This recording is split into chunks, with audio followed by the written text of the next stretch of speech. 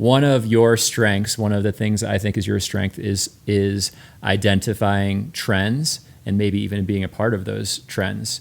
And offline before the call, we started to talk a little bit about small weddings. So do you think that's going to become a thing? Yeah, so I did a YouTube Wind Down Wednesday, and back in December, and Wind I down. act Why don't you tell wind. folks what that Oh, is exactly? okay. Yeah. So Wind Down Wednesday. So I have to start it back up, but it's at 5 o'clock Mountain Time. I go live on Instagram and Facebook, and I talk about all kinds of things. So I've done how to put together a practical budget, to all the crazy stories that I've seen over 17 years, things that have happened at weddings that people would like just die and don't realize how many crazy things we see. All kinds of stuff, top 10 things to do when you go dress shopping, Yeah. things like that. So I did one back in December, and I actually used the word micro wedding in it. So I feel so like cutting edge that I like said that. And the reason that I use that word is because in November, the previous month, I had gotten married and I had a micro wedding. It was 65 people. I mean, let's be honest, if we all wanted like 1,500 people, we could just invite all our Facebook friends. So I knew that I wanted like the most important people. I was going for quality, not quantity. And I wanted to like really be able to spoil people over a multiple amount of days and not have to say no to anything, and also not be able to do something. And the only way you can do that is to limit the guest count. And so and then, a month or two before that, in the fall, I started seeing people like, emailing me, hey, we're thinking we only want 50 people. So people were kind of starting to do this before this happened anyway. And I was like, oh my gosh, this is like so great, because they're coming in with really good budgets, but such lower guest count that literally they can do anything they want and have anything they want and have multiple events over, however many days. So I personally am a huge fan. I feel like large guest counts are very overwhelming. The bride and groom, like their heads are spinning, they blink, it's over. Just speaking from experience, I can tell you that as years go by and you get married and you have, start a family and have children and things like that, and you look back 20 years, maybe a handful of those people that were at your wedding are actually still involved in your life, you know?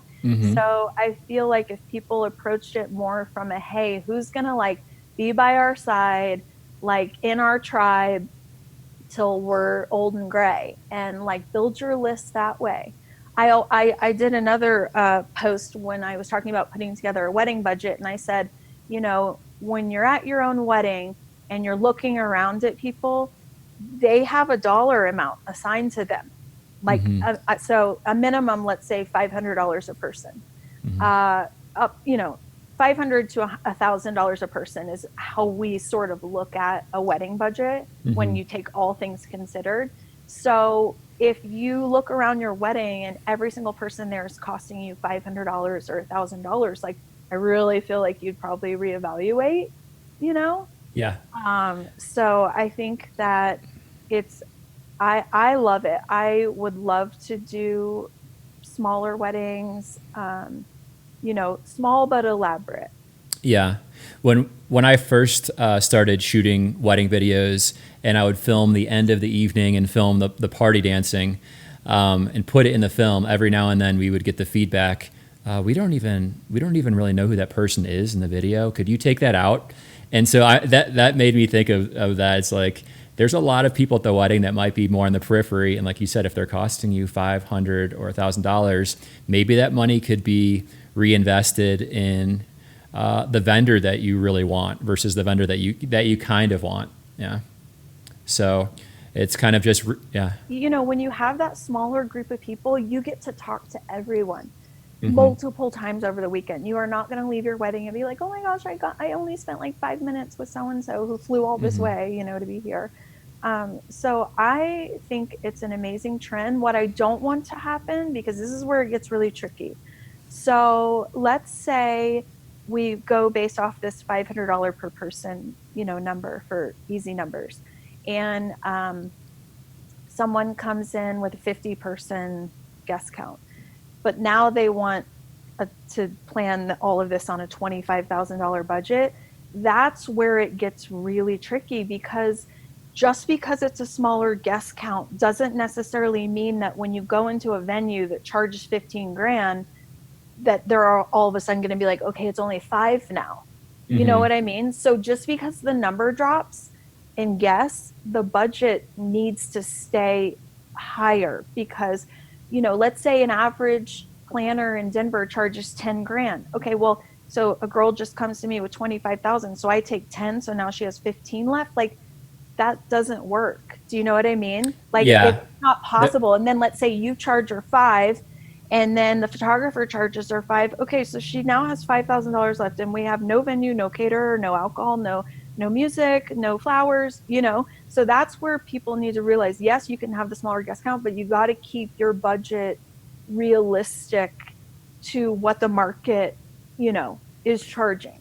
What are the items that do change once you have a smaller wedding? What are for sure. So I'd say planner, photographer, videographer, no. However, if you did want to get the cost down, obviously one shooter, you don't need 2 people necessarily for a 50-person wedding shooting. But if you can afford it, of course, it's ideal. So I'd say for the most part, obviously rentals, catering, alcohol, and like floral, because, you're going from, 20 tables to 5. Your alcohol bill is obviously going to be less. And you can do much nicer alcohol. So, you can like level up and serve Vouv to your 50 guests versus trying to serve it to 250. So I think that there's still going to be some fixed costs that when people are having a smaller wedding, they're thinking they can do it on a lower budget. And I don't necessarily see that happening, because, whether you go into a venue and they charge 15 grand, they don't care if you have 50 people or 200 people, it's 15 grand, So people still need to, keep those budgets. I really feel like it's very difficult to do a wedding under 85,000. To me, 85,000 is your starting point, and you go up from there. And I've literally played these numbers out like live and like put them in and said, this is what a dress costs. This is what a good videographer costs, not the best and not the new guy.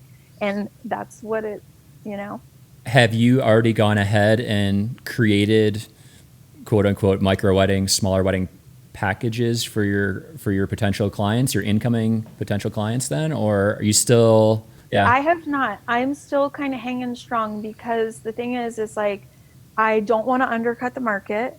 So if I go in and start charging these ridiculously low planning prices, clearly I'm going to book a ton of weddings and take them away from other people. And I don't want to do that, because I hate when people do it to me. I mean, there's planners that have been doing this as long as I have, 17 years, that are charging what I charged 10 years ago. And I'm like, girl, you need to up your... Because then if someone's shopping everyone and the prices are about the same, then they know that's what you're going to pay for a good planner. Like if you're charging 5 and they contact 3 other people charging 1,500, like that doesn't work. So I take into account that, you want a brunch wedding on a Sunday and it's going to be 50 people. I take that into account. It's a Sunday. It's during the day. It's not going to be as much work. I still have to do all the same components. It's just not going to be as much work.